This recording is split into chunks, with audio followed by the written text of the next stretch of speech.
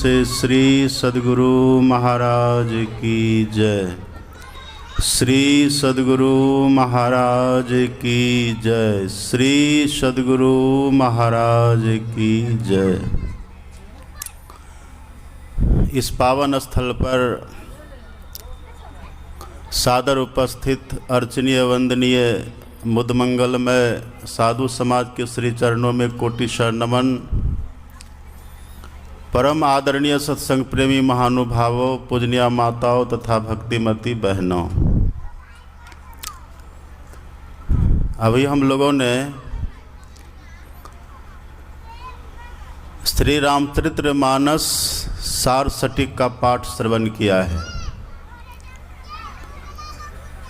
और इसमें भगवान श्री राम ने अपनी प्रजाओं को बुला करके उपदेश दिया है। बड़े भाग मानुष तनु पावा, असुर दुर्लभ सब ग्रंथ ही गावा। भगवान कहते हैं, मेरी प्रजाओं, यह जो मानव का शरीर मिला है ये बड़े भाग से मिला है।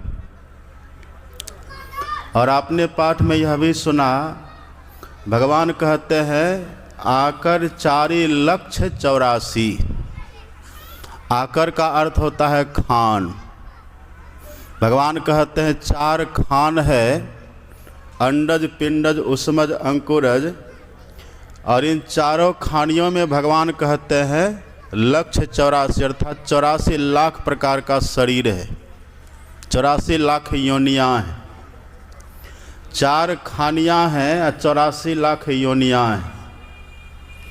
लेकिन भगवान ने 4 खान और 84 लाख योनियों में किसी का गुणगान नहीं किया है। इस मानव शरीर की भगवान ने विशेषता बतलाई। बड़े भाग मानुष तनु पावा। भगवान कहते हैं बड़े भाग से मानव का शरीर मिलता है। अब कल्पना करिए आप, 84 लाख प्रकार का शरीर है, 4 खानी में 84 लाख प्रकार का शरीर है और उसमें सब आ जाता है। लेकिन भगवान ने किसी के महिमा का बखान नहीं किया है। और यहाँ तक कि कहते कहते भगवान ने देवताओं के शरीर को भी तुच्छ कह दिया। अब भगवान कहते हो सब देवी देवता इसी मानव तन को चाहते हैं। सुर दुर्लभ भगवान कहते हैं, बड़े भाग मानुष तनु पावा, असुर दुर्लभ। ये सुर दुर्लभ शरीर है, इसकी महिमा का बखान भगवान करते हैं।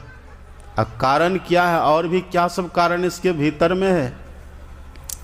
यहाँ तो भगवान श्री राम ऐसी बात कहते हैं, हम लोग हिंदू हैं, हमारे यहाँ 33 करोड़ देवी देवता हैं, सब कोई जानते हैं।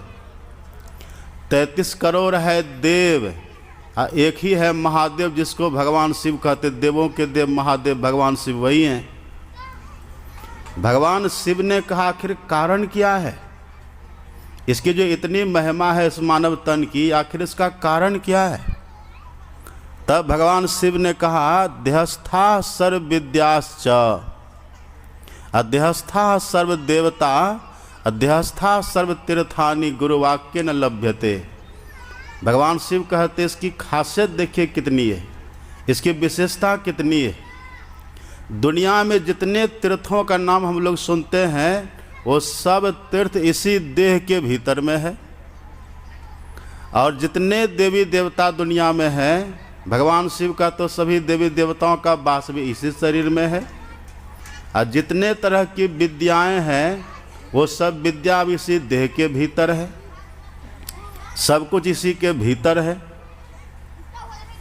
तो जो देवों के देव है महादेव भगवान शिव, वो इतनी बड़ी बड़ी बातें इसके लिए कहते हैं। सब देवता भी इसी के भीतर, सब तीर्थ भी इसी के भीतर, और सब विद्या भी इसी के भीतर, सब कुछ इसी के भीतर है। आप पढ़ेंगे संत गुरु नानक देव जी महाराज की वाणी, वे कहते हैं दीप लौ पाताल तहाँ खंड मंडल है रानू। दीप लौ, दीप का मतलब 7 दीप, लौ का मतलब लोक, 7 दीप और तीनों लोक, और सभी नवखंड जो हम लोग कहते हैं, नवखंड, सातों दीप कहिए, तीनों लोक कहिए या नवखंड कहिए, वो सब इसी के भीतर है, इसी देह के भीतर में।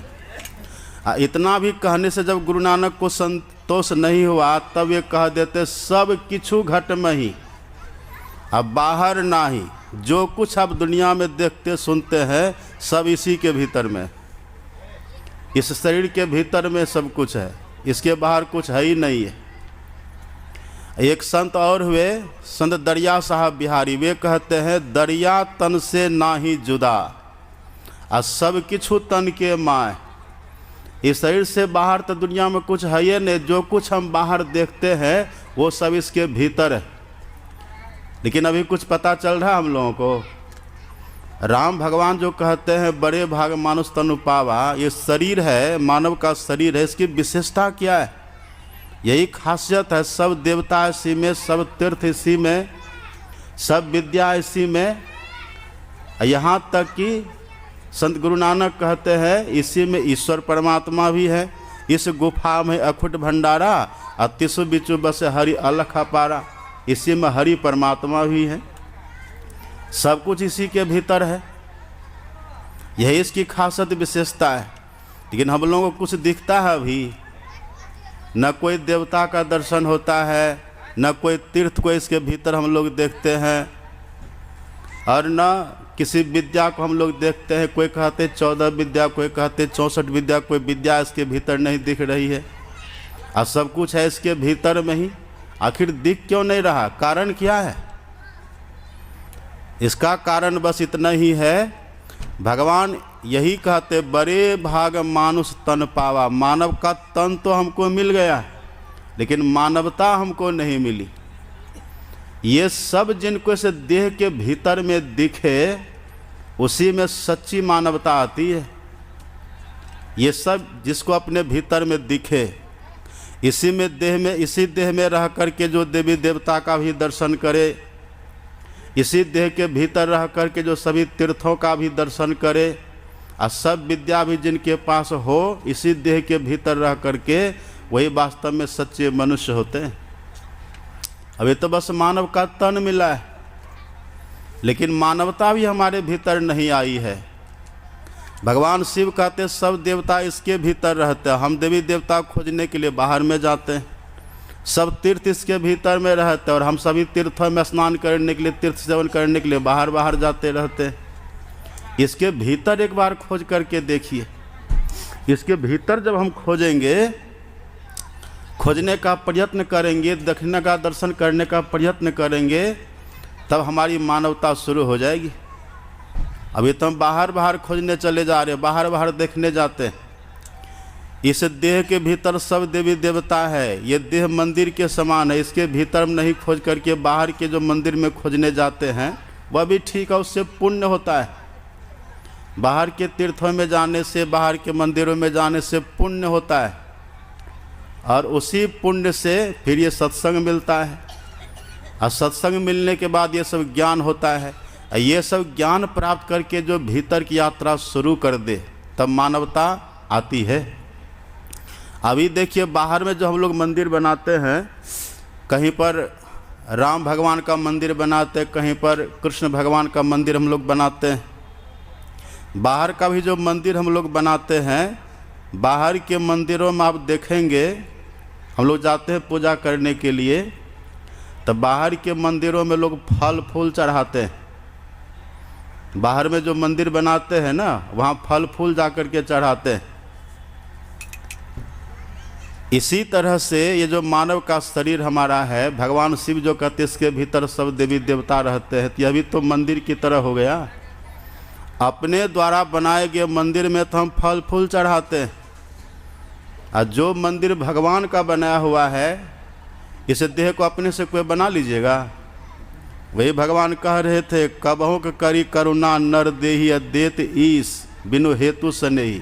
बिना किसी हेतु के, बिना किसी लेन देन के जो हमसे स्नेह करने वाले ईश्वर परमात्मा हैं, उन्होंने इस देह को बनाया, इस शरीर को बनाया है। ये उनका बनाया हुआ मंदिर है। ये मंदिर भगवान का बनाया हुआ है, तो अपने द्वारा बनाए गए मंदिर में तो हम फल फूल चढ़ाते हैं, और जो मंदिर भगवान बना करके हमको दिए हैं, और जिस मंदिर में 3300 करोड़ देवी देवता रहते हैं, जिस मंदिर में ईश्वर परमात्मा भी रहते हैं, उस मंदिर में आप क्या चढ़ाते हैं? यहाँ कहते हैं संडे हो कि मंडे निथि खाओ अंडे। वहाँ तो अपने द्वारा बनाए गए मंदिर में आप फल फूल चढ़ाते हैं, और जो मंदिर हमको भगवान ने बना करके दिया है, जहाँ पर सभी देवी देवता रहते, वहाँ हम अंडा खाते हैं, वहाँ अंडा चढ़ाते हैं। इससे भगवान खुश होंगे कभी? और तब हमारे भीतर मानवता आएगी। मानव का तन मिलने से आप सोच लीजिए कि हम मानव बन गए। भगवान ऐसा नहीं कहते। भगवान का तभी तो शरीर मिला है आपको। बड़े भाग मानुष तन पावे तो शरीर ही मिला है। इसके भीतर रह करके मानवता आनी, हमारे भीतर मानवता आवे, ये और बात है। हम बाहर के मंदिरों में पूजा करने के लिए जाते हैं, वहाँ जाकर के हम अगरबत्ती जलाते हैं, धूप दिखाते हैं। अपने द्वारा बनाए गए मंदिर में आप धूप दिखाते, अगरबत्ती दिखाते हैं, लेकिन जो भगवान ने बना करके दिया है मंदिर, ये मानव का शरीर, इसमें क्या दिखाते हैं? इसमें कभी हम बीड़ी पी लेते हैं, कभी सिगरेट पी लेते हैं, इसमें बीड़ी सिगरेट का धुआं देते हैं। अपने द्वारा बनाए गए मंदिर में अगरबत्ती का धुआं, धूप का धुआं देते हैं आप। और जो मंदिर भगवान बना करके हम लोगों को दिए हैं, इस मंदिर में बीड़ी सिगरेट का धुआं देते तो ये मंदिर हुआ? अब भगवान कभी खुश होंगे? एक व्यक्ति ने कहा कि बाबा हम बीड़ी ऐसे पीते, बीड़ी पीने से बड़ा लाभ है। तब ने कहा क्या लाभ है कहिए? कहा देखते जब गांव घर में लोग दूध दूह करके लाते हैं ना, गाय भैंस का दूध जब लाते दूह करके, जिस बर्तन में दूध को रखना होता है ना, उस बर्तन को पहले धुआं दिखा करके सोनहा देते, तब न दूध रखते हैं। तो जैसे दूध रखने वाले बर्तन में पहले दूध को धुआं दिखा करके सोनहा देते हैं ना, इसी तरह से ये जो मानव का शरीर है, हम इसमें पहले बीड़ी का धुआं, सिगरेट का धुआं दे देते, ऊपर से दाल भात सब्जी रख देते। ये कुतर के देखिए कैसा लोगों का सत्संग नहीं सुनने के कारण, सत्संग से दूर रहने के कारण देखिए। एक ने कहा कि बाबा और भी बीड़ी पीने से लाभ होता है। तो क्या लाभ होता है? कहा देखते हैं गांव घर में जो लोग खाना वाना बनाते, भोजन बनाते हैं माई लोग, तो फूस का घर होता है, बांस बत्ती का घर होता है, काठ कोरा का घर होता है, घर बनाते हैं। और उस घर में जो चूल्हा जलाते हैं ना, लकड़ी वाला चूल्हा, तो जैसे लकड़ी के चूल्हा से धुआं निकलता है, जैसे चूल्हा के धुआं से घर का काठ कोरा मजबूत होता है। बात तो सत्य है ये।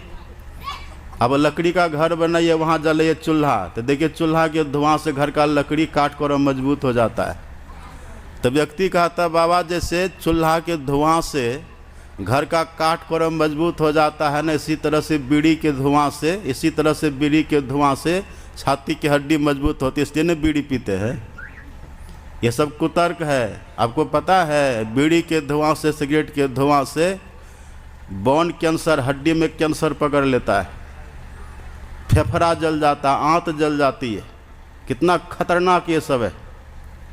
अपने द्वारा बनाए गए मंदिर में हम कभी भी ये सब नहीं करते, लेकिन जो हमको भगवान ने बना करके दिया है, जिसके लिए राम भगवान इतना बखान करते, बड़े भाग मानुष तनु पावा, उसके भीतर हम बीड़ी सिगरेट का धुआं देते हैं।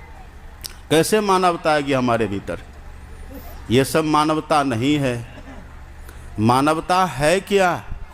आपने सुना राम भगवान कह रहे थे, बड़े भाग मानुष तनु पावा, सुर दुर्लभ सब ग्रंथ ही गावा, साधन धाम मोक्ष कर द्वारा, पाई न जही पर लोक सवारा। राम भगवान कहते इसी देह के भीतर में एक ऐसा द्वार बना हुआ है। हम सब कुछ तो जान लेते हैं, लेकिन उसी द्वार के बारे में नहीं जान पाते हैं। सब कुछ पढ़ लिख लेते, पर उसी द्वार के विषय में हम नहीं जानते। इस देह के भीतर में द्वार है, उसी को बोलते हैं मोक्ष का द्वार। उस द्वार को यदि कोई व्यक्ति ठीक ठीक जान ले, उस द्वार का ज्ञान प्राप्त करे या द्वार में प्रवेश करे, परिणाम क्या होगा? मोक्ष तो मिलेगा, इसका नाम ही है मोक्ष का द्वार, मोक्ष तो मिलेगा ही। अब वो जो भगवान शिव ने कहा 3300 करोड़ देवी देवता, उनका भी दर्शन हो जाएगा। भगवान शिव ने जो कहा कि सब तीर्थ का वास, वो तीर्थ का भी दर्शन हो जाएगा इसी में। सब विद्या भी प्राप्त हो जाएगी इसी में। त्रिकुटी महल में विद्या सारा अपने देह के भीतर एक ऐसा स्थान है जिसको त्रिकुटी कहते हैं, और जहाँ जाने पर सब विद्या प्राप्त हो जाती है। तो सब इसी के भीतर है। राम भगवान कहते इस देह की विशेषता बस इसीलिए है कि इसी में मोक्ष का द्वार भी बना हुआ है। सब कुछ तो है ही, उसको देखने के लिए, उसको पाने के लिए इसी में द्वार भी भगवान ने बना दिया। उस द्वार को यदि हम जान ले तब हमारे भीतर सच्ची मानवता आएगी। 9 द्वार तो सब कोई जानते हैं। 2 आँख का द्वार है, 2 कान का द्वार, 2 नाक का द्वार, मलमूत्र विसर्जन का द्वार, 1 मुंह का द्वार। ये 9 द्वार तो सब कोई जानते हैं। ये 9 द्वार बड़ा गंदा स्थान है। ये हमारे गुरु महाराज जी कहते तन नव द्वार हो रामा अति ही मलिन उठा, बड़ा मलिन गंदा स्थान है ये 9 द्वार को तो हम जानते हैं। लेकिन जिसके लिए मानव तन की विशेषता है, जिस द्वार के लिए, उसी द्वार को हम नहीं जान पाते। वही द्वार, उसी द्वार को संत महापुरुष कहते 10म द्वार। उसी 10वां द्वार को जानना है। ये अपने से कोई नहीं जान पाएंगे। इसके लिए राम भगवान ने कह दिया करनधार सदगुरु दृढ़नावा। सदगुरु इस राह को, इस द्वार को बतला देते हैं। जो सच्चे गुरु होते हैं वो इसको बतलाते हैं। तो गुरु के पास जा कर के इस देह के भीतर में द्वार कहाँ है उसको जानना चाहिए, तब इसकी मानवता, इस देह में रह कर के मानवता होगी। नहीं तो बस जन्म ले लिए, पढ़ लिख लिए, फिर जवान होकर के हमने नौकरी चाकरी कर ली, बहुत धन कमा लिए, अब फिर बाल बच्चा पैदा कर लिए, परिवार बढ़ा लिए, बूढ़ा होकर के मर गए, क्या मिला आखिर? तो सबसे इसकी खासियत है, वो सब भी करना ठीक है। पढ़ना लिखना तो अच्छी बात है ही है, धन कमाना अच्छी बात, वो करना ही चाहिए। लेकिन सबके साथ में रहकर सब कुछ करते हुए जो सबसे आवश्यक काम है, इसी देह के भीतर जो मुक्ति का द्वार है, उसको जानना चाहिए। और उसका पता गुरु बतला देते हैं। उसको जान करके और जब उसमें प्रवेश करने की कोशिश आप करेंगे, उसकी साधना करेंगे, जैसे उसमें प्रवेश करेंगे आप, इतना ज्ञान आपको हो जाएगा, उस ज्ञान को पाकर के आप तृप्त हो जाएंगे, संतुष्ट हो जाएंगे, और सच्ची मानवता आएगी तब। यहाँ तक राम भगवान ने बस कहा कभी मानव का तन मिला है, और कृष्ण भगवान ने तो कह दिया कि मानव का तन मिल गया। ये ज्ञान, उस मोक्ष के द्वार में प्रवेश करने पर जो ज्ञान मिलता, यदि वो ज्ञान नहीं है ना, तो कृष्ण भगवान कहते तो फिर पशु के समान है। आहार निद्रा भय मैथुनं च समान में तत्पशुभिर नरानाम ज्ञानं नरानाम अधिकम विशेषो ज्ञान इन्हीं न पशु भी समान। ये ज्ञान चाहिए। आप कहेंगे कि बाबा इसी ज्ञान को प्राप्त करके केवल मनुष्य होंगे, इतना जो हम पढ़े लिखे हैं सो, उसका तो खंडन है। उसकी भी महिमा है पर सीमित महिमा है। रामचंद्र के भजन बिनु जो चह पद निर्वाण, भक्ति के बिना है जो निर्वाण चाहते, मोक्ष चाहते हैं। तो तुलसीदास जी लिखते हैं ज्ञानवंत अपि, वो ज्ञानवान होने के बाद भी, दुनिया का बहुत ज्ञान होने के बाद भी, पशु बिनु पूछ विषाणु, पशु का पशु ही रह गया। तो इस ज्ञान की महिमा है। उस मोक्ष के द्वार को जान करके और उसमें जो प्रवेश करते हैं, प्रवेश करने की कोशिश भी करते हैं, अभ्यास भी करते हैं, उसके भीतर ज्ञान आता है जो हमें पशुता से ऊपर उठा करके हमारे जीवन में मनुष्यता लाता है। हम सच्चे मायने में तब मनुष्य बनते हैं। बाकी कुछ भी कर लीजिए, मानव का तन मिला लेकिन मानवता नहीं मिली। तो आप यहाँ पर सुनेंगे इस मानव तन की कितनी विशेषता है। यही सब ज्ञान होना चाहिए, यही संत मत का ज्ञान है। आप क्रम क्रम से सभी महापुरुषों से सुनेंगे। श्री सद्गुरु महाराज की जय। अखंडानंद बोधा शिष्य संताप हारिणे सच्चिदानंद रूपा रामाय गुरवे नमः। धन्य धान्य सद्गुरु सुखदा महिमा कहे न जाए। जो कुछ कहूँ तुम्हारी कृपा मोतें कछु न बसा।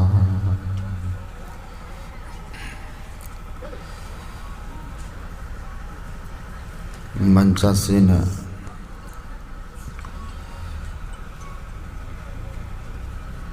पूज्य चरण डॉक्टर स्वामी श्री विवेकानंद जी महाराज, पूज्य स्वामी श्री निर्मलानंद जी महाराज तथा समस्त गुरुजनों के पावन पाद पद्मों में नमन। वंदनीय साधु समाज, परम आदरणीय सत्संग प्रेमी महानुभाव, धर्मानुरागिनी माताओं एवं धर्मशीला बहनों, परमाराध्य की महती कृपा से हम लोग यहाँ कलिकाल के एक महान पुण्यात्मा बाबा नरहरि जी महाराज के द्वारा धर्म और मानव कल्याण के लिए दान किए गए इस पावन स्थल पर त्रिदिवसीय सत्संग में उपस्थित हुए।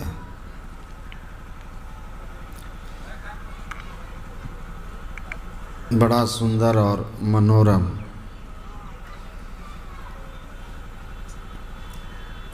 इस यज्ञ स्थल और मंदिर का वातावरण है और इस आश्रम के निर्माण से इस इलाके के लोग निर्वाण की ओर अग्रसर होंगे, ऐसा मेरा पूर्ण विश्वास है।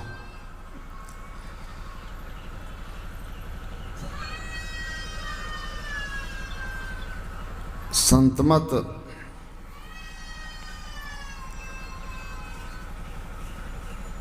सत्संग,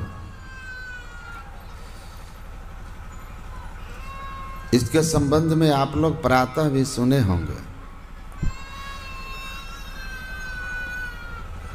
कि यह संतमत है क्या। मैं अभी हाल में 15 दिन लगभग सिंगापुर में था सत्संग कार्यक्रम में। आज समाज के मंदिर में वहाँ सत्संग कार्यक्रम में सम्मिलित हुआ था। वहाँ स्वामी विवेकानंद जी महाराज के संस्था से जुड़े हुए एक व्यक्ति हमसे पूछे कि स्वामी जी, व्हाट इज संतमत?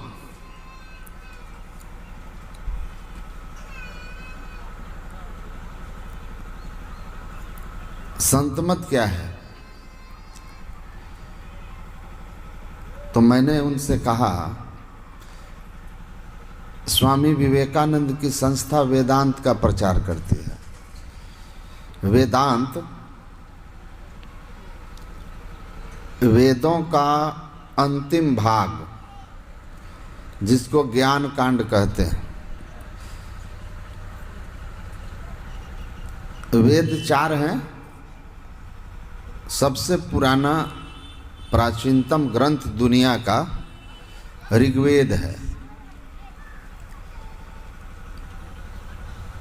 फिर यजुर्वेद, सामवेद, 3 मूल हैं, चौथा अथर्ववेद है। तो 4 वेद को वेद व्यास जी महाराज ने संकलित और विभाजित करके इनको 2 भागों में बांटा। एक भाग ब्राह्मण भाग है, दूसरा संहिता भाग है।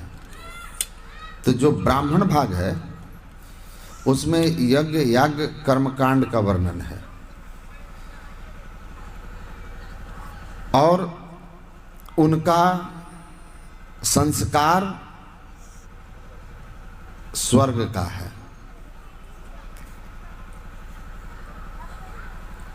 वे स्वर्ग प्राप्ति के साधन है, पुण्य प्राप्ति के साधन है। दूसरा भाग ज्ञान कांड है, जिसको संहिता कहते हैं, जिसको वेदांत कहते हैं, जिसका सीधा परमात्मा अनुभूति से संबंध है, मोक्ष से संबंध है। लेकिन दुर्भाग्य है, मैं कुछ दिन पहले श्री हनुमान मंदिर के प्राण प्रतिष्ठा समारोह में सत्संग करने के लिए गया था। बहुत विद्वान लोग वहाँ बैठे थे। एक बड़े विद्वान हमसे बोले कि मैं स्वामी जी कुछ आपसे शास्त्रार्थ करना चाहता हूँ। शास्त्रार्थ। तो मैंने उनसे कहा कि 4 वेद हैं और हमारे सनातन वैदिक धर्म में, जिसको आज हिंदू कहते हैं, इसका मूल स्रोत वेद ही है। और कोई भी बात किसी भी ग्रंथ में हो, अगर वह वेद के अनुकूल है तो उसको मानते हैं। अगर वह वेद ज्ञान के प्रतिकूल है तो इधर रखो या नीचे करो, नीचे करो। वेद ज्ञान के प्रतिकूल है तो उसकी मान्यता नहीं है, चाहे वो किसी भी पुराण में हो, रामायण में हो, महाभारत में हो। अंतिम प्रमाण वेद है। तो उन्होंने कहा कि हाँ, बिल्कुल सही बात है। तो मैंने उनसे कहा, महाराज जी गृहस्थ थे, बहुत पुराणों का अध्ययन किया था, ये बात मुझे पहले से पता था। तो उन्होंने कहा कि बात सही है। तो मैंने कहा, महाराज जी आप हमसे शास्त्रार्थ करने आए हैं और इतने सारे लोगों के बीच आप बोलिए, इतने सारे लोगों के बीच आप बोलिए, विद्वान व्यक्ति हैं, समाज में आप आदरणीय पूजनीय हैं। मैं एक सनातनी सन्यासी हूँ, आप झूठ नहीं बोलिएगा। चारों वेद में से कौन सा वेद मूल रूप में आप देखे हैं? मैं पढ़ने की बात नहीं कर रहा, देखने की बात कर रहा। जो हमारे धर्म का मूल स्रोत है, उस ग्रंथ को आप 4 में से कौन कौन वेद देखे हैं? मूल वेद।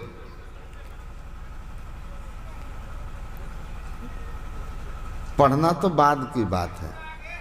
तो बोलते हैं नहीं, मैंने पुराणों को पढ़ा है, वेद का अध्ययन नहीं किया। मैंने कहा, वैदिक धर्म में शास्त्रार्थ करने का उसको अधिकार ही नहीं है जिसने वेद पढ़ा ही नहीं है, क्योंकि शास्त्र के कोई भी बात का अंतिम प्रमाण वेद ही होगा। तो चुप हो गए। मैंने कहा, आपको नहीं लगता कि ये हम लोगों का बहुत बड़ा दुर्भाग्य है कि हम वेद के बारे में कुछ जानते ही नहीं हैं? कोई कुछ कह देता है, मान लेते हैं। पढ़ना चाहिए। क्यों नहीं पढ़े आप? पढ़ना चाहिए ना। ऐसा भी नहीं है कि सामाजिक व्यवस्था में आपको वेद पढ़ने पर कोई रोका? आप तो सबसे श्रेष्ठ वर्ण में हैं, तो आपने क्यों नहीं पढ़ा? और आज कौन किसको रोक रहा है? कई लोग शिकायत करते हैं ना कि वेद पढ़ने का अधिकार नहीं था एक विशेष वर्ग को। मैं उनको कहता हूं, आज तो पढ़ने का अधिकार है, तो अब क्यों नहीं पढ़ रहे हो? अब पढ़ना चाहिए ना। आज तो कोई किसी को नहीं रोकता। महर्षि दयानंद ने सबके लिए खोल दिया, सब जगह सब पढ़ते हैं, कहाँ कोई रोकता है? तो अब आप क्यों नहीं पढ़ते? पढ़ना चाहिए। तो हमारे धर्म का मूल स्रोत वेद है, उसका अंतिम भाग उपनिषद है, ज्ञान कांड, जो परमात्मा की प्राप्ति का साधन बतलाता है, जो कहता है कि मनुष्य शरीर आपको 84 लाख योनियों में भटकने के बाद मिला है और इस दुर्लभ शरीर को पाकर आप मोक्ष पा सकते हैं, और इसी को पाने के लिए आपको मनुष्य शरीर मिला। आप शास्त्र पढ़ते नहीं, धर्म ग्रंथ पढ़ते नहीं, केवल हो करना जानते हैं। उससे धर्म का भला नहीं होगा। धर्म का ज्ञान होने से और धर्म जीवन में धारण करने से होता है, और इसलिए तो हमको मिला ही है मनुष्य शरीर। आनंद स्वामी के पास, आर्य समाज के बड़े महात्मा हुए, आनंद स्वामी के पास एक व्यक्ति आए और आकर के उनके पास बड़ा दुखी होकर के बैठ गए। आनंद स्वामी ने कहा कि आप क्या करते हैं? कहा कि महाराज मैं दुकानदारी करता हूं। दुकानदारी क्यों करते हैं? कहा पैसा कमाने के लिए। पैसा क्यों कमाते हैं? तो कहा पैसा नहीं कमाएंगे तो खाएंगे क्या? कहा अच्छा, खाते क्यों है भाई? तो कहा खाएंगे नहीं तो जिएंगे कैसे? आनंद स्वामी ने कहा बड़े समझदार हैं आप, पैसा कमाते हैं, दुकानदारी करते हैं पैसा कमाने के लिए, पैसा कमाते हैं खाने के लिए, खाते हैं जीने के लिए। आखिरी सवाल, आप जीते क्यों हैं? क्यों जी रहे हो? कोई जीवन का उद्देश्य? तो आदमी चुप हो गया, वो चुप हो गया। आनंद स्वामी ने कहा बड़ा आश्चर्य है, आदमी अपने हर कर्म के परिणाम को या उद्देश्य को जानता है, लेकिन परमात्मा के दिए हुए इस देव दुर्लभ शरीर को पाकर इस देह का उद्देश्य क्या है इसी को नहीं जानता है। इससे बड़ा दुर्भाग्य और क्या होगा? कहा तुम दुखी हो इसलिए ना आए हो? कहा कि जी महाराज। कहा कि जाओ बेटा, go and first find out the answer of this question, why you are here on the earth as human. जाओ सबसे पहले इस प्रश्न का उत्तर ढूंढ के लाओ कि तुम इस धराधाम पर मनुष्य के रूप में क्यों हो। जिस दिन इस प्रश्न का उत्तर तुम्हें मिल जाएगा, the day you find the answer of this question and you start to live your life according to that purpose, life, your life will be full of happiness. जिस दिन तुम इस प्रश्न का उत्तर ढूंढ लोगे और उस उत्तर के उद्देश्य, जीवन के उस उद्देश्य के अनुकूल जीना शुरू कर दोगे, उस दिन से तुम्हारे जिंदगी के सारे दुख चले जाएंगे। पहले इस प्रश्न का उत्तर तो ढूंढ लो, क्यों मिला है मनुष्य का शरीर? भगवान राम इस धराधाम पर अवतरित होते हैं और आकर के उपदेश देते हैं मनुष्य को कि कहीं ऐसा न हो कि 84 लाख योनियों में भटकने के बाद यह देव दुर्लभ तन में आकर वही भूल न कर बैठे जो 84 लाख योनियों में करता रहा है। एक राजा शिकार खेलने के लिए बन गए, भूख प्यास लगी तो पानी ढूंढते हुए एक झोपड़ी में पहुंचे जो एक लकड़हारे का था। कहा कि भाई जल पिला दो। उसने उनको जल पिलाया। पूछा क्या करते हो? कहा लकड़ियों को काट करके बेचता हूँ, उसी से परिवार चलता है। कहा अच्छा सुनो, मैं तुमको ये चंदन का जंगल दे रहा हूँ, जाओ इसको आज से तुम काट के बेचना। वो चले गए। कुछ दिनों के बाद राजा उसी जंगल में शिकार खेलने आए तो सोचे कि चलो चंदन का वन दिया था, वो आदमी तो बेच करके अमीर हो गया होगा। पुनः उसके पास गए तो देखते हैं वन तो समाप्ति की ओर है, कुछ ही बचा है, लेकिन महल नहीं, बिल्कुल झोपड़ी जैसे कि तैसी, और वही गरीबी, वही दुर्दशा। राजा ने पूछा कि भाई सारी चंदन की लकड़ियां आपने बेच दी, लेकिन आप आज भी गरीब हो। कहा महाराज तो चंदन का वन, उससे क्या फर्क पड़ता है, मैं तो जैसे पहले लकड़ियों को बेचता था वैसे ही इसको भी बेचा। कहा वही दाम दिया तुमको? तो कहा कि हाँ। कहा हमारी प्रजा इतनी बेईमान कैसे हो गई? अच्छा ये बताओ कि तुम लकड़ी बेचते किस तरह हो?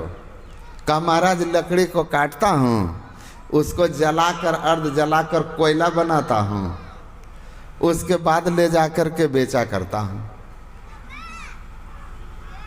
पहले यही करता था और इन चंदन के साथ भी वही कर रहा था। राजा ने कहा गजब हो गया। अरे चंदन के बारे में आप नहीं जानते, ये बड़ा महिमा वाला पेड़ है, लकड़ी है, बड़ा कीमती बिकता है, लेकिन जब इसको जला दोगे तो फिर इस कोयले का दाम तो वही होगा जो और लकड़ियों के कोयले का है। आपने बड़ी भूल कर दी। कहा महाराज मुझे पता ही नहीं था चंदन के महिमा के संबंध में। हम लोगों के भगवान अवतार लेकर के हम लोगों को समझा रहे हैं कि देखना ये मनुष्य का शरीर चंदन की लकड़ी की तरह सबसे महिमावान है।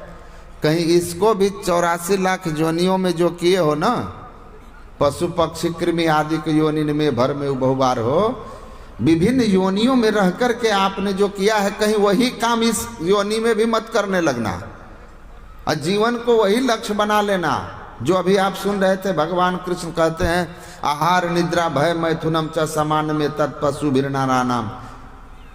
कहीं मनुष्य शरीर पाकर भी वही पशु वाला काम जो विभिन्न योनियों में किए हो, आहार निद्रा भय और संतान उत्पन्न, बस इतना ही। तो फिर ये चंदन की लकड़ी कोयले के दाम हो जाएगा, अन्य लकड़ी की तरह कोई महत्व नहीं रह जाएगा। इस शरीर की महिमा को समझो, जानो।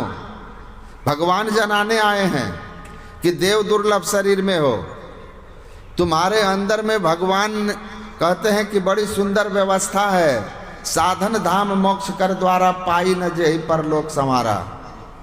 ये मनुष्य का शरीर आपको परलोक संवारने के लिए मिला है, केवल भोगों में रमने के लिए नहीं मिला है। वो तो पशु योनि में भी है। तो आपके अंदर में परमात्मा ने मोक्ष का द्वार बनाते हुए और यह भी कह दिया कि नर्तन पाई विषय मन देहि पलट सुधाते सठ बिसली ताहि कबहु भल कहि न कोई गुंजा गरहि परस मनि खोई।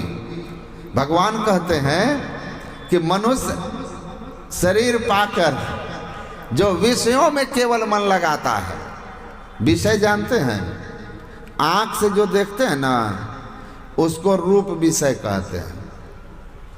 गोरा, सांवला, काला, हरा, पीला, कलर कौन बताएगा? आंख। हाथ से छूकर आप नहीं बता सकते कि कपड़े का रंग हरा है कि पीला है। कान शब्द विषय, नाक गंध, सुगंध है कि दुर्गंध है, जिह्वा स्वाद, त्वचा चमड़ा, स्पर्श ठंडा गरम। तो ये जो 5 ज्ञान इंद्रियां हैं ना, इन 5 ज्ञान इंद्रियों के 5 विषय हैं और इन्हीं विषयों की व्यवस्था में लगे रहते हैं। अगर हम भी लगे हुए हैं केवल इन्हीं 5 विषयों में, तो फिर पशु में और हम में भगवान कहते हैं कोई अंतर नहीं है।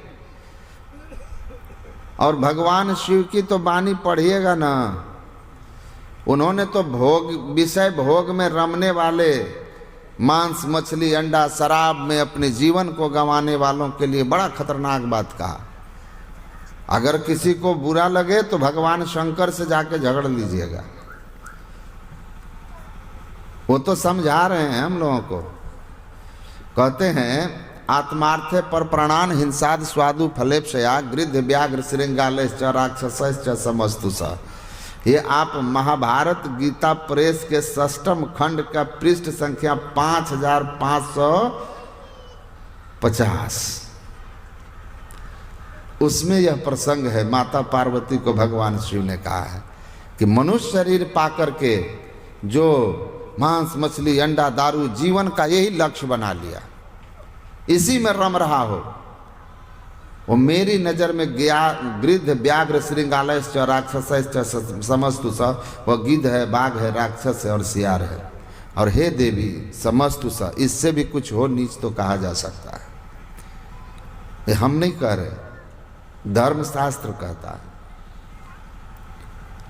लेकिन हम लोगों का क्या है, हम मानव कितने तेज हैं कि भगवान को मानते हैं और ग्रंथ को भी मानते हैं, लेकिन भगवान जो कहते हैं हम उसको नहीं मानते हैं, ग्रंथ जो कहता है हम उसको नहीं मानते। भगवान कहते हैं विषय भोग में ही अपने जीवन को मत लगा देना। यह शरीर जो आपको मिला है ये तो मंदिर है परमात्मा का, ईश्वरकृत मंदिर है। बिंदु नाद महालिंगम शिव शक्ति निकेतनम देहम शिवालयम प्रोक्तम सिद्धिदम सर्वदेही नाम। यह चलता फिरता हुआ शिवालय है और इस चलते फिरते हुए शिवालय को आप चाहें तो जगत गुरु शंकराचार्य जी ने कहा कोवा नरकस का स्वदेह। नरक क्या है? कहा आपका अपना देह, आपका अपना देह। और एक तरफ कह रहे हैं कि यह परमात्मा का मंदिर है और दूसरे जगह कह रहे हैं, शंकराचार्य कह रहे हैं चलता फिरता नरक आपका देह।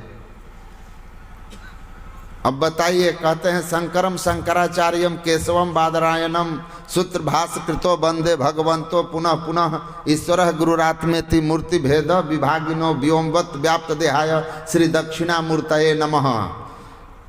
आदि शंकराचार्य के जो भक्त हैं शंकराचार्य की स्तुति इसी तरह गाते हैं। वो शंकर ही शंकराचार्य बन के आए थे धर्म शास्त्रों पर भाष्य करने के लिए। और वही शंकराचार्य भगवान शंकर कहते हैं कि यह देवता का मंदिर है, तो शंकराचार्य कह रहे हैं चलता फिरता नरक है। अब बताइए, अब भगवान राम करें साधन धाम मोक्ष कर द्वारा, अब पाई न जेहि परलोक संवारा। सो परत्र दुख पावई सिर धुन धुनि पछताए काल ही कर्म ही ईश्वर ही मिथ्या दोष लगाए। अब यही भगवान राम जो विष्णु हैं वो गरुड़ जी को कहते हैं, गरुड़ पुराण श्राद्ध क्रिया जिससे संपन्न होता है, हर घर में जिसकी जरूरत पड़ती है। उस गरुड़ पुराण में भगवान विष्णु ही कहते हैं इस मनुष्य शरीर को कि क्यों मिला।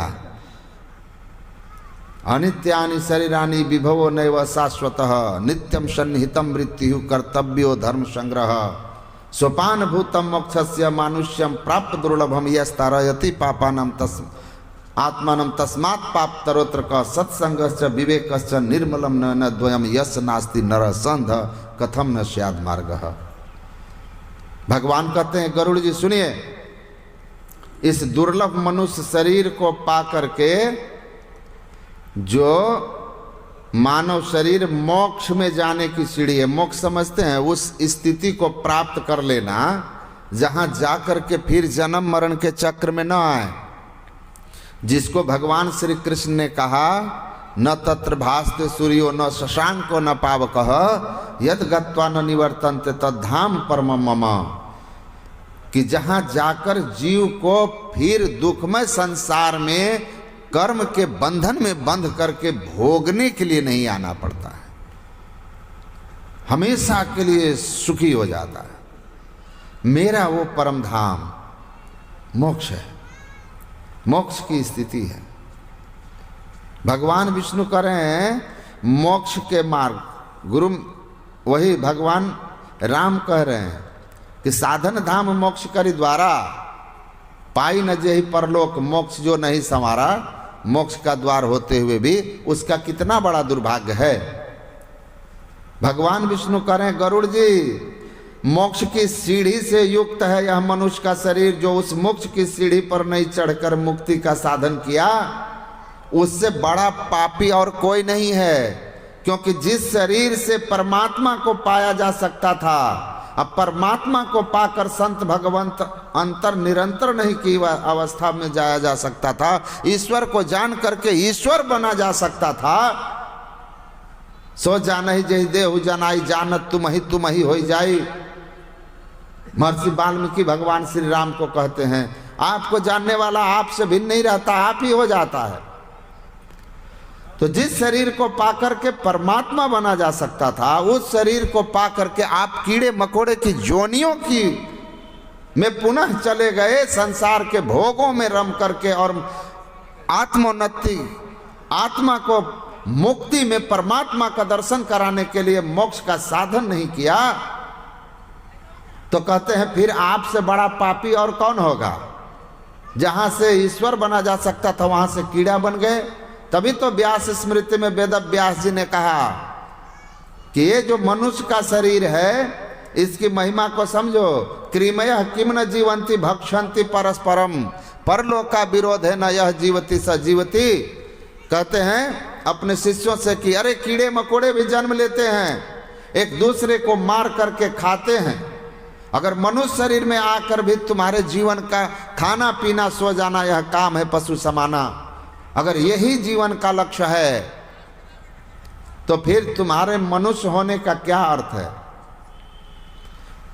परलोक संवार लो तब मानव हो, इसलिए मनुष्य शरीर मिला है कि परलोक संवारिए, मोक्ष का साधन कीजिए, नहीं तो बहुत बड़ी हानि में जाइएगा, बहुत बड़ी हानि में।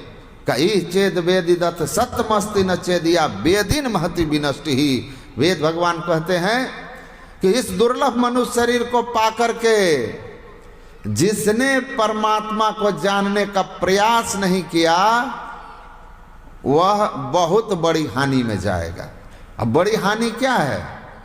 बड़ी हानि है फिर मनुष्य शरीर से निकल करके 84 लाख योनियों में चला जाना। देखिए इतना समझा कर कहा। दत्तात्रेय जी महाराज 10 नाम संप्रदाय के जो प्रथम अवधूत माने जाते हैं, भागवत में उनका चरित्र आता है। और राजा यदु को उपदेश देते हुए कहते हैं कि सुनो, ये जो मनुष्य का शरीर मिला है ना, इसकी महिमा को जानो। पहले महिमा को जान लो, समझ लो, ताकि ऐसा ना हो कि चूक हो जाए। संत दुल्हन दास कहते हैं, चूक गए तो याद रखना, अब की चूक माफ ना होगी, दुल्हन अचल मुकाम। चूक नहीं होना चाहिए। यह प्राप्त मानुषे लोके मोक्ष द्वारा मपावृतम गृहेषु सक्तस खगवत तमारूढ़म च्युतम विदुहु। कहते हैं एक कबूतरी एक वृक्ष पर रहते थे। एक दिन शिकारी आया, जाल बिछाया, दाना डाल दिया। वे दोनों बच्चे के पंख उग आए थे, वह दाना को देख करके उड़ करके जाके जाल में फंस गए। कबूतरी जब आए, अब अपने बच्चों को देख करके कबूतरी भी फंस गई। उनको छुड़ाने के चक्कर में माता का मोह, और उन तीनों को फंसा देख करके कबूतर भी जाके फंस गया, यह जानते हुए कि जाल है। कबूतरी भी जानती है जाल है, वो भी फंस गया। और शिकारी आया, फिर उन चारों को ले जाके मार दिया। दत्तात्रेय जी महाराज कहते हैं, देखो इस मानव शरीर जो परमात्मा के द्वारा मोक्ष के द्वार से युक्त है, खुला द्वार है, ऐसे देव दुर्लभ शरीर को पा करके जो केवल परिवार, बच्चे, संसार, भोग इन्हीं में लगा रहता है, आत्म कल्याण के लिए मुक्ति का साधन गुरु से युक्ति लेकर नहीं करता, वह उसी कबूतरी की तरह समझो, पक्षी की तरह समझो। तो यह दुर्लभ शरीर है। क्या होगा उसका परिणाम? तमारूढ़म च्युतम विदुहु, बहुत ऊंचाई से आकर के कोई नीचे गिर गया, ऐसा उसको समझो। सबसे निम्न योनि माना जाता है अंकुरज। 4 खानियां 84 लाख योनि में सबसे निम्न योनि है अंकुरज। जो धरती से उगते हैं वनस्पति, उससे ऊपर है अंकुरज से ऊपर उष्मज, जो गर्मी से होते हैं, और उनसे श्रेष्ठ है जो अंडा से होने वाला, और सबसे श्रेष्ठ पिंडज, जो सीधा माँ के गर्भ से बच्चा आया। उस पिंडजों में भी सबसे श्रेष्ठ है मनुष्य। 84 लाख योनियों में इतना श्रेष्ठ मनुष्य है कि कहते हैं सुर दुर्लभ, देवताओं के लिए भी दुर्लभ है, क्योंकि मोक्ष का द्वार केवल मनुष्य शरीर में है। केवल मनुष्य के शरीर से ही मुक्ति पाई जा सकती है। इसीलिए इतनी ऊंचाई पर आकर के गिरेगा, भोगों में रत रह करके, तो फिर 84 में जाएगा। तो इसीलिए हे राजन, इस देव दुर्लभ शरीर को पाकर के मोक्ष का साधन कीजिए। भगवान कहते हैं अगर मनुष्य शरीर में आकर विषयों में रत हैं तो फिर आप शठ हैं। शठ मतलब अज्ञानी। देखिए टॉल्स्टॉय हुए यूरोप में, उनको यूरोप का बुद्ध कहते हैं। राजा की तरह उन्होंने भी घर द्वार, राजकुमार होकर उन्होंने भी घर त्यागा था। जब असमय उनके युवा बड़े भाई की मृत्यु हो गई तो वैराग्य हो गया जीवन की नश्वरता से कि क्या है जीवन। तो गृह त्याग दिए, साधना किए। साधना करने के बाद ज्ञान हुआ। उन्होंने एक पुस्तक है, उनका उपदेश एक ग्रंथ में है, स्टोरी ऑफ माई सैल्वेशन, मेरी मुक्ति की कहानियां। उसमें वो लिखते हैं कि what distinguish between wise and fool, health wealth degree और power to rule. Health wealth degree post और पावर टू रूल। कहते no, it's a passion and dispassion, dispassionate is wise, passionate is fool. जो भगवान राम कह रहे हैं वही वो कह रहे हैं। कहते हैं कि ज्ञानी और अज्ञानी में क्या अंतर, कोई भेद, किस आधार पर कहा जाए कि यह ज्ञानी है यह ज्ञानी है। देखिए भगवान राम की बात को ही वो कह रहे हैं कि ज्ञानी अज्ञानी, क्या उसको हम कहेंगे ज्ञानी है? किसको? जो बहुत शरीर से बलवान है। कहा नहीं, पंडित मदन मोहन मालवीय अपने बनारस हिंदू विश्वविद्यालय की स्थापना दिवस समारोह में मुख्य अतिथि के रूप में उस समय के भारत के प्रसिद्ध पहलवान गामा को बुलाए थे। गामा के महिमा में पंडित मदन मोहन मालवीय ने कुछ शब्द कहे। गामा उठा और कहा कि महान मैं नहीं हूँ, महान मदन मोहन मालवीय हैं। मैं तो खड़े आदमी को गिरा करके मेडल जीतता हूँ। पहलवान क्या करता है? पहलवान यही ना करता है, जो खड़ा है उसको पटकता है तब मेडल पाता है। और कहा मदन मोहन तो मालवीय, पंडित मदन मोहन मालवीय तो अज्ञान दशा में पड़े हुए, गिरे हुए, दबे हुए लोगों को शिक्षा दे करके उनको खड़ा कर देते हैं। तो गिरे हुए को जो ज्ञान देता हो, महान बनाता हो, खड़ा करता हो, वो महान है कि खड़े को गिरा दिया वो महान है। मेरा कहने का भाव है, शरीर का बल से आप ज्ञानी अज्ञानी नहीं हो सकते। बहुत अमीर हैं तो आप ज्ञानी हैं? कहा नहीं नहीं नहीं नहीं, ऐसा कुछ नहीं। अमीर होने से कोई ज्ञानी नहीं हो जाता है, कोई ज्ञानी नहीं हो जाता। अगर अमीरी से ज्ञानी होते लोग तो गृह त्याग किए हुए फकीर सन्यासियों के चरणों में राजाओं के मुकुट नहीं झुकते। ज्ञान का संबंध धन से नहीं है। तो फिर पद से, कोई ऊंचा पद पर है तो ज्ञानी है, जिस बेचारे को कोई पद ना मिला हो अज्ञानी है। कहा कि ऐसा भी नहीं है। बड़े ऊंचे ऊंचे पदों पर बैठे लोग भ्रष्टाचार में लिप्त मिलते हैं, और निम्न पद पर रहने वाला व्यक्ति भी महिमावान होता है सदाचार के कारण। इसीलिए इन सब से ज्ञानी और अज्ञानी का कुछ भी लेना देना नहीं है। न बहुत बड़ी सत्ता है, महाराजा महाराजा हो गए तो रावण को देखते थे, जाके डर सुर असुर डराही, निसिन नींद दिन अन्न न खाही।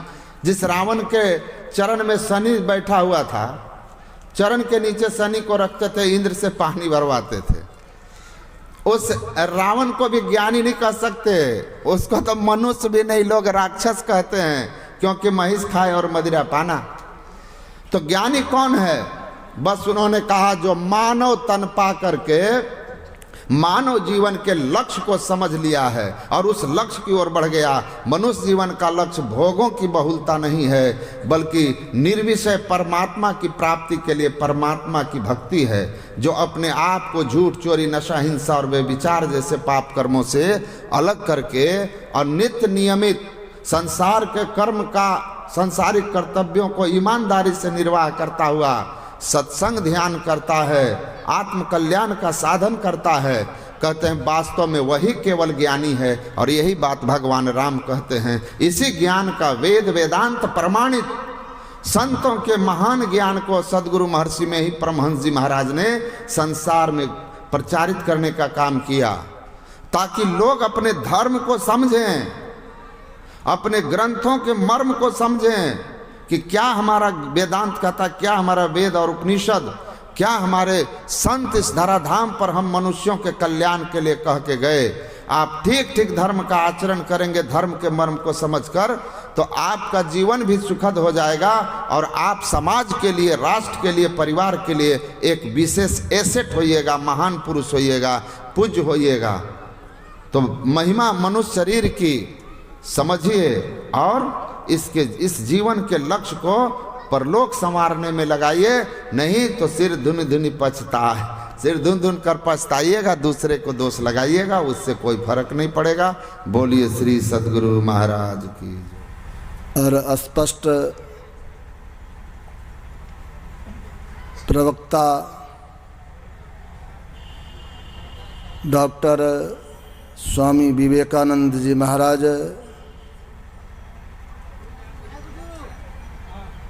श्रद्धेय स्वामी सत्य प्रकाश जी महाराज एवं समस्त उपस्थित साधु समाज, आदरणीय धर्म प्रेमी सज्जनों, आदरणीय माताओं, एवं भक्तिमती बहनों, परमात्मा की विशेष कृपा है जो हम लोगों को मनुष्य का शरीर मिला है। इस मनुष्य शरीर को पाने के बाद संसार का सबसे सुंदर कार्य जहाँ साधित होता है, उस कार्य को संपन्न होने के उद्देश्य से हमारे परम श्रद्धेय नरहरि बाबा ने जो यह पवित्र कार्य किए हैं, अपनी जमीन देकर यह जो सत्संग आश्रम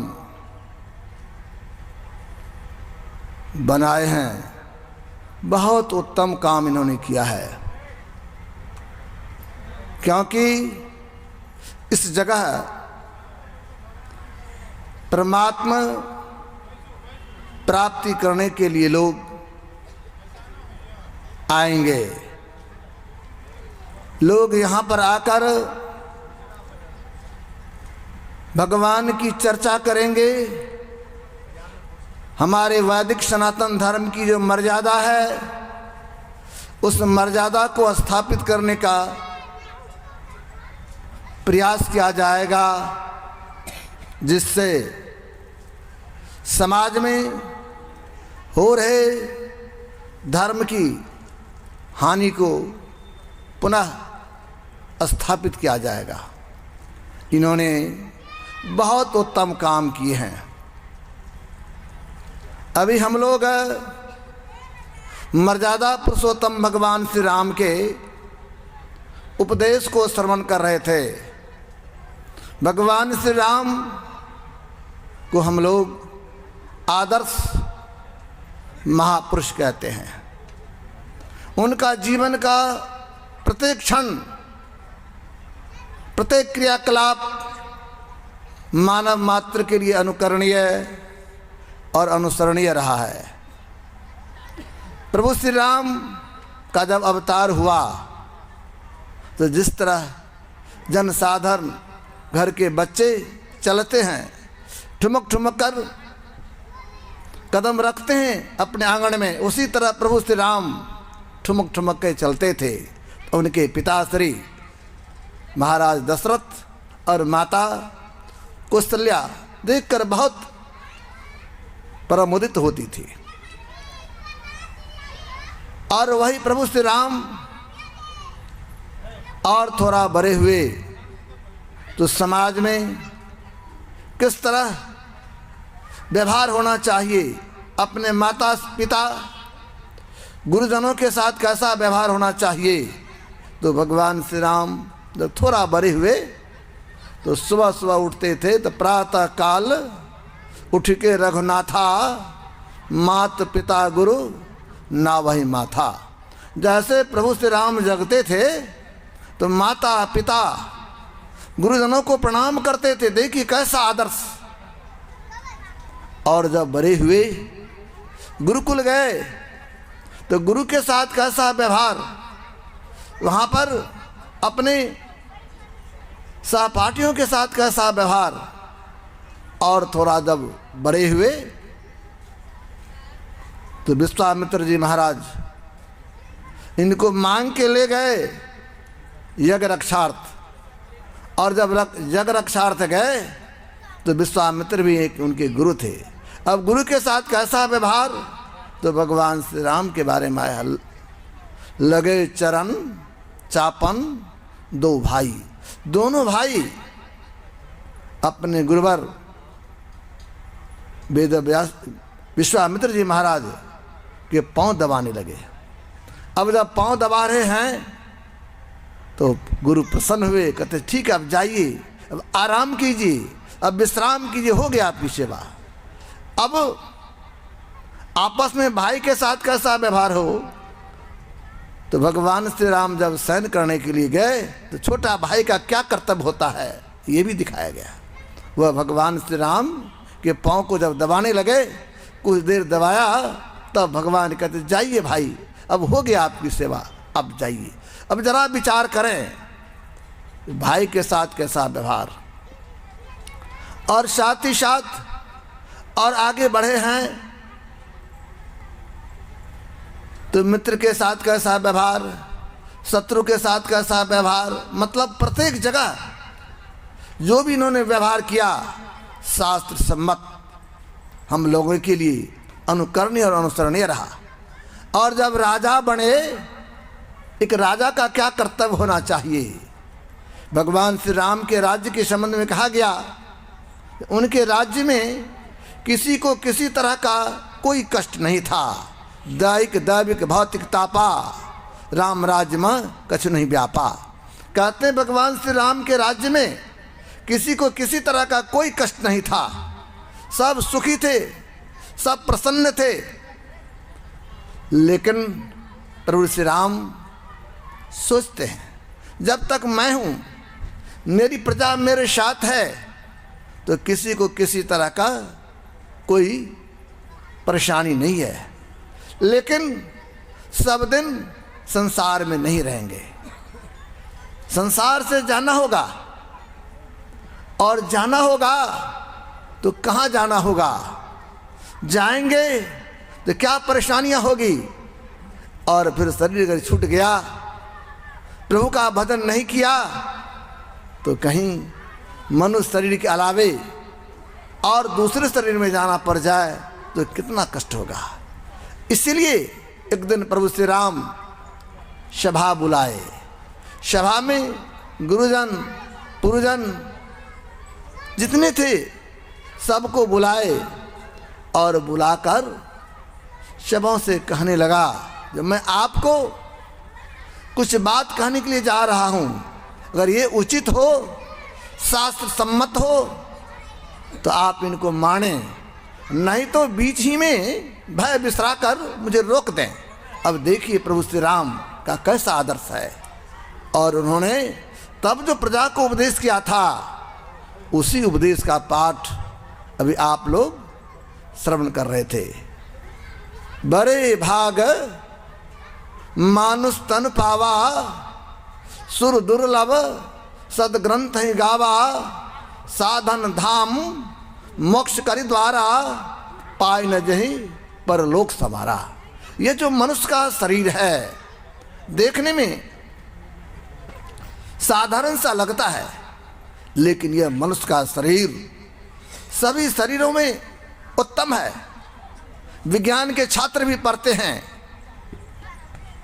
उसमें आया है विकासवाद का सिद्धांत, लेमार्क और डार्विन का थ्योरी है।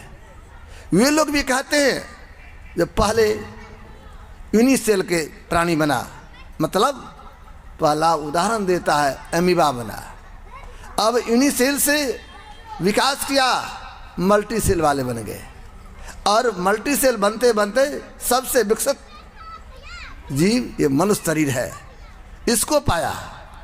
अब वैज्ञानिक लोग कहते क्रमिक ढंग से विकास करते करते आगे बढ़ा। इसी को हमारे संतों ने कहा, ये मनुष्य का शरीर वैसे नहीं मिला, कब हो कि कर करुणा नर देही, देत ईश बिनु हेतु सनेही।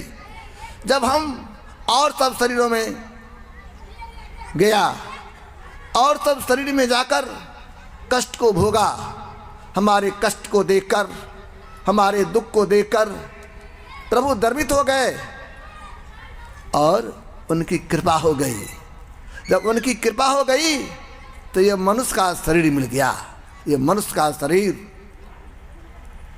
जिसको हम लोग प्राप्त किए हैं, इस शरीर को पाने के लिए देवता लोग भी ललायित रहता है। देवता भी चाहता है एक बार हमको मनुष्य का शरीर मिल जाए। जरा विचार करें, देवता की इच्छा है हमको मनुष्य का शरीर मिले। क्यों? तो महाभारत में भीष्म पिता ने अच्छा कहा, उदाहरण बड़ा सुंदर दिया।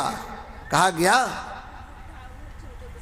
चांदी है तो चांदी का कीमत ज़्यादा होता है बनिस्बत लोहा का कीमत कम होता है, लेकिन चांदी का कीमत ज़्यादा होता है। तो देवता को चांदीवत कहा गया है। भले उनके शरण में जाते हैं, उनसे हमको कुछ लाभ मिलता है, और मनुष्य का शरीर हमको मिला। इसका उदाहरण दिया है लोहा। तो लोहा का कीमत कम है, लेकिन लोहा को गुंजाइश है। अगर लोहा को संजोग हो जाए, संपर्क हो जाए पारस से, तो लोहा क्या बन जाएगा? लोहा सोना बन सकता है। जो लोहा अगर सोना बन गया तो लोहा का कितना कीमत हो गया? चांदी से कई गुना ज़्यादा हो गया ना। उसी प्रकार ये जो मनुष्य का शरीर हम लोग को मिला है, इसको अगर संतों के ज्ञान रूपी पारस का संग हो जाए, तब क्या हो जाएगा? ये सोनावत बन सकता है। यह मनुष्य का शरीर बड़ा उत्तम शरीर है। इस शरीर से गुंजाइश है। आप जो बनना चाहिएगा, जैसा बनना चाहेंगे, वैसा आप बन सकते हैं। एक प्रसंग को मैंने पढ़ा। एक बहुत बड़े इंजीनियर हुए, अभियंता। वह उनका नाम था गंगाराम। तो बेचारा छोटा था, उस समय 3-4 क्लास के बच्चे होंगे। उनके गांव में एक पुल का निर्माण हो रहा था। तो वहाँ पर एक बहुत बड़े इंजीनियर साहब आए थे, कार्यरत थे, वहाँ पर देख रेख कर रहे थे। उनका कार्यालय वहाँ पर था। तो ये बच्चा खेलते हुए गया, देखा बहुत बढ़िया कुर्सी है, और कुर्सी पर कोई बैठे नहीं है, इधर उधर सब काम हो रहा है। तो बच्चा था, इसके मन में कुर्सी बहुत सुंदर है, खाली है, एक बार जाके बैठ जाए। तो जाके कुर्सी पर बैठ गए। जैसे बच्चा कुर्सी पर बैठा, तब तक मैं आ गए। इंजीनियर साहब अफसर जो थे वहाँ के आ गए। तो देखा ये बच्चा कुर्सी पर बैठा हुआ। तो गया, उस बच्चे को कान पकड़ के नीचे उतारा कुर्सी से, और झिड़कते हुए कहा, रे कुर्सी पर कैसे बैठ गया? तुमको पता नहीं है? कुर्सी पर बैठ गया, नीचे उतार दिया। अब जैसे नीचे उतार दिया, तो बच्चे के मन में बहुत जोर का धक्का लगा। मन में विचार किया, जो हमको इस कुर्सी से उठा दिया, तो अब मैं पढ़ूंगा लिखूंगा और इंजीनियर ही बनूंगा। बच्चा था छोटा, लेकिन संकल्प बल बड़ा मजबूत होता है। उन्होंने संकल्प कर लिया, और जब आया अपने पिता के पास, माँ के पास, रोने लगा। कहा मैं पढ़ूंगा लिखूंगा, उसी कुर्सी पर बैठूंगा। तो माता पिता भी उनको पढ़ाने में सहयोग किया, पढ़ने में सहयोग किया, पढ़ा लिखा। संयोग से पढ़ लिख करके बहुत बड़े इंजीनियर साहब बन गए। और जब बन गए, संयोग कहिए, अफसर जब बने, तो उसी ऑफिस में गए जिस ऑफिस में वो पहले जो इंजीनियर साहब जो इनको उठाया था, बड़े पदाधिकारी थे। उनका अब रिटायरमेंट का समय था। रिटायरमेंट तो अवकाश तो लेते हैं ना, तो अवकाश का समय था। और ये नया युवक जो इंजीनियर बना था, इसको वहाँ पर ज्वाइनिंग करना था, योगदान करना था। तो ये वहाँ पर गए, और जैसे गए कागज़ लेकर, तो इंजीनियर साहब इनको जब चार्ज देने लगे, तो युवक कहता है, बाबा आप हमको पहचानते हैं? कहा नहीं, मैं आपको नहीं पहचानता हूँ। बहुत पुरानी बात है। कहा नहीं पहचानता।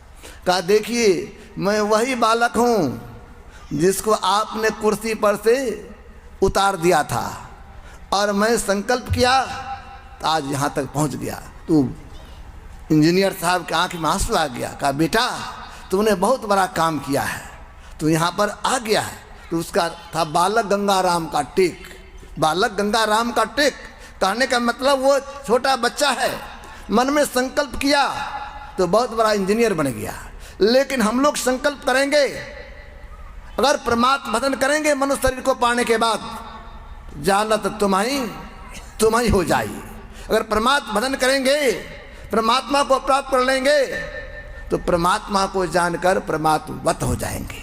ये मनुष्य शरीर की विशेषता है।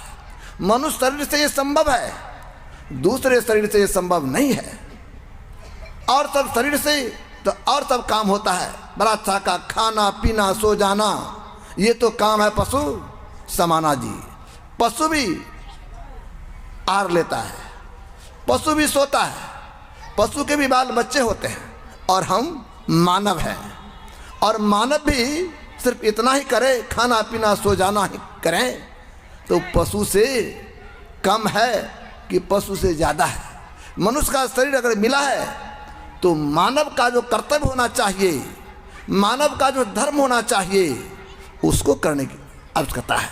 मानवोचित धर्म, मानवोचित कर्म करने की आवश्यकता है, लेकिन हम लोग मानवोचित धर्म को नहीं करते हैं। हम लोग पशुवत जीवन व्यतीत करने लगते हैं।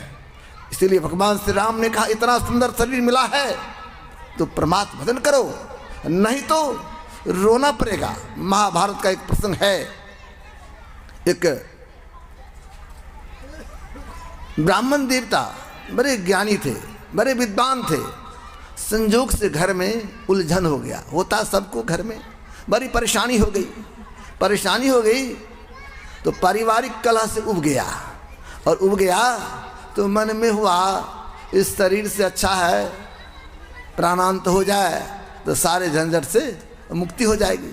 तो बेचारे ये सोच कर चले गए जंगल, और जंगल गए, वृक्ष के एक डाल में रस्सी लगाया और फंदा गले में डालने को था। तब तक में इंद्र भगवान को नहीं रहा गया। इंद्र भगवान के मन में हुआ, ये बेचारे ऊब करके आत्महत्या कर रहा है, ये अच्छी बात नहीं है, इनको ज्ञान देना चाहिए। वे सियार के वेश में आए, महाभारत का कथा है। सियार के वेश में आए और आवाज़ दिए, देखिए आप क्या करने जा रहे हैं, ठहरिए। जैसे कहा ठहरिए तो इनको बड़ा आश्चर्य लगा, ये सियार बोल रहा है। अब उनके तरफ देखा, नीचे उतरिए। डर तो गया था लेकिन नीचे उतरा, और जैसे नीचे उतरा कहा, आप तो उत्तम संस्कार वाले हैं, आपका संस्कार सबसे उत्तम है, आप बहुत सारे धर्मशास्त्र को भी जानते हैं, लेकिन एक बात कहिए, आप जो काम करने के लिए आए हैं, आत्महत्या करने के लिए आए हैं, क्या आत्महत्या का क्या फल होता आप जानते हैं? कहा हाँ, आत्महत्या करने के बाद इतर जोनि में जाना पड़ता है, मनुष्य शरीर के अलावा दूसरे शरीर में जाना पड़ता है। तब के आप तो इतने बुद्धिमान हैं, तब ऐसा क्यों कर रहे हैं? फिर उन्होंने कहा, देखिए आप मेरे नज़दीक आइए। फिर सियार अपने नज़दीक बुलाया, कहा आप मेरे पीठ को देखिए जरा।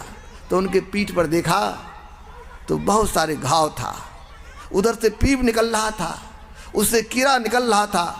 तो उन्होंने कहा, महाराज देखिए मेरे पीठ का क्या हाल है, क्या है? कहा देखिए आपके पीठ में घाव है, पीप है, उधर से कीड़ा भी निकल रहा है। तो कहते हैं, देखिए परमात्मा ने मुझे सिर्फ 4 पाँव बनाया है, सिर्फ 4 पाँव है, जिसके कारण शरीर में घाव हो गया है, कांटा चुभ गया है, तो मैं कांटा को नहीं निकाल पाता हूँ, घाव का उपचार भी नहीं कर पाता हूँ।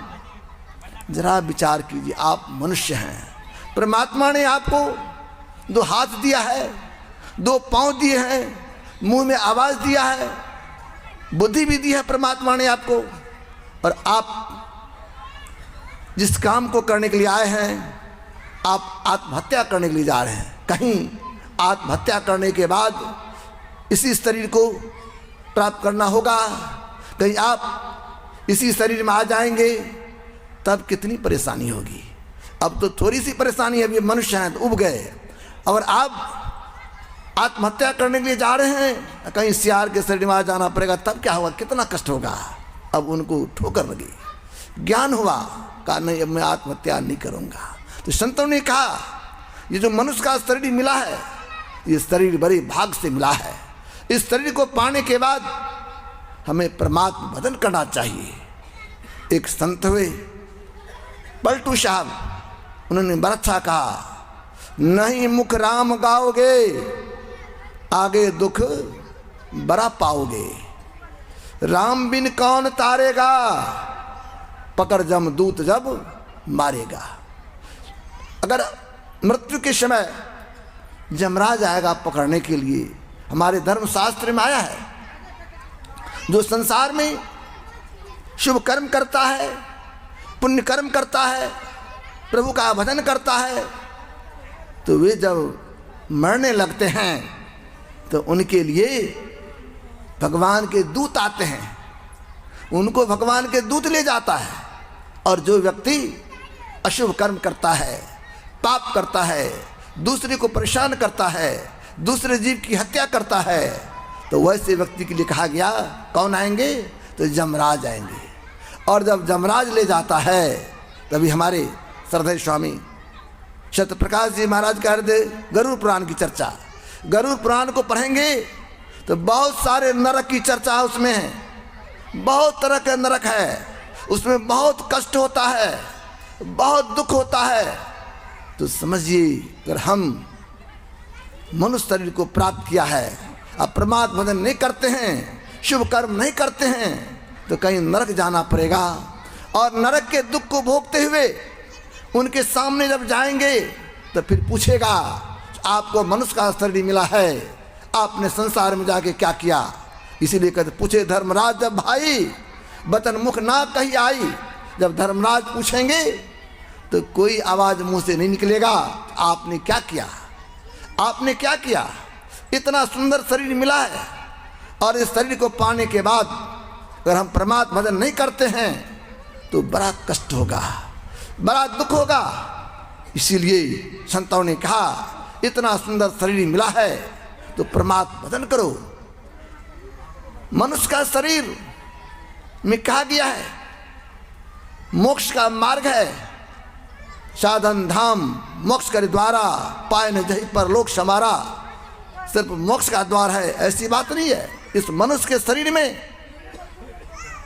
नरक में भी जाने का रास्ता है, स्वर्ग में भी जाने की सीढ़ी है और मोक्ष पाने का भी मार्ग है, लेकिन हम लोगों को पता नहीं चलता है। अगर हम अशुभ कर्म करते हैं, पाप कर्म करेंगे तब तो नरक में जाना पड़ेगा। नरक में जाना कोई नहीं पसंद करता है, हाँ स्वर्ग में जाना चाहता है। जब शुभ कर्म किया, अच्छा काम किए तो स्वर्ग में जाएंगे, लेकिन स्वर्ग का सुख भी सब दिनों के लिए नहीं है, वह स्वर्ग सुख भी ओछा है। इसलिए संतों ने कहा स्वर्ग का सुख भी सब दिन के लिए नहीं, स्वर्ग से फिर नरक में आना पड़ेगा। इसलिए मोक्ष का जो मार्ग है, मोक्ष के मार्ग में प्रवेश कीजिए, मुक्ति के मार्ग में प्रवेश कीजिए, तब तो अच्छा होगा, तब तो कल्याण होगा, नहीं तो कल्याण नहीं होगा। इतना सुंदर शरीर मिला है, परमात्मा ने हम लोगों को मनुष्य का शरीर दिया है और इस शरीर को पाने के बाद मनुष्य का आहार क्या होना चाहिए, मनुष्य का व्यवहार क्या होना चाहिए, इसी को हम लोग नहीं जान पाते। तो मनुष्य का आहार कैसा हो और मनुष्य का व्यवहार कैसा हो, दोनों का ख्याल रखें।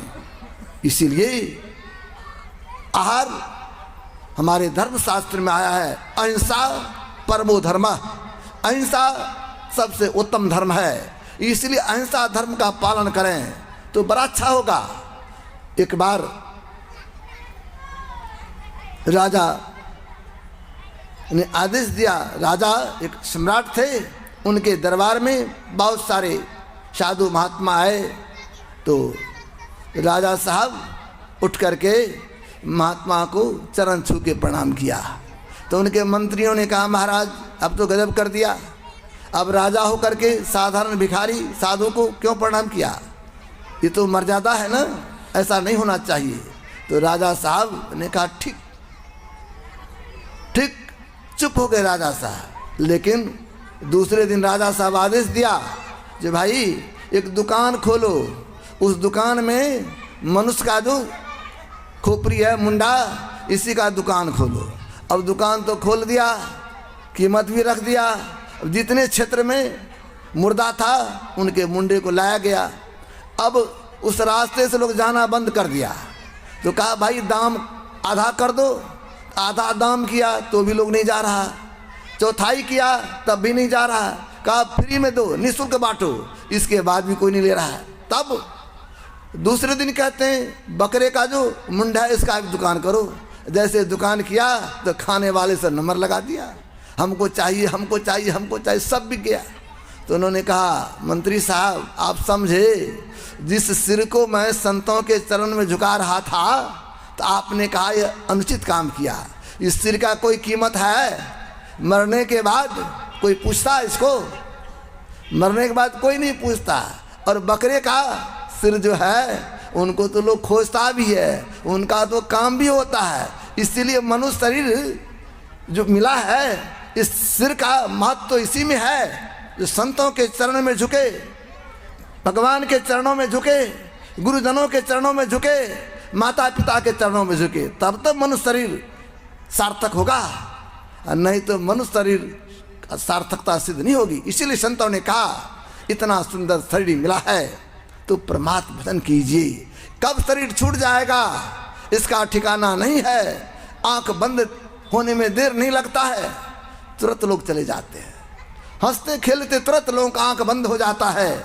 इसीलिए संतों ने कहा, जीवन बड़ा क्षण भंगुर है, इसीलिए परमात्मा भजन करने की जरूरत है। अगर मनुष्य का शरीर हाथ से निकल जाएगा तो बाद में रोना पड़ेगा, बाद में पश्चाताप करना पड़ेगा। इसीलिए हमें चाहिए, जो परमात्मा ने इतना सुंदर शरीर दिया है, इस शरीर का सदुपयोग है परमात्मा भजन करने में। परमात्मा भजन करेंगे तो हमारा इहलोक और परलोक दोनों संवरेगा। इन्हीं के साथ मैं अपने वाणी को विराम दे रहा हूँ। श्री सद्गुरु महाराज की।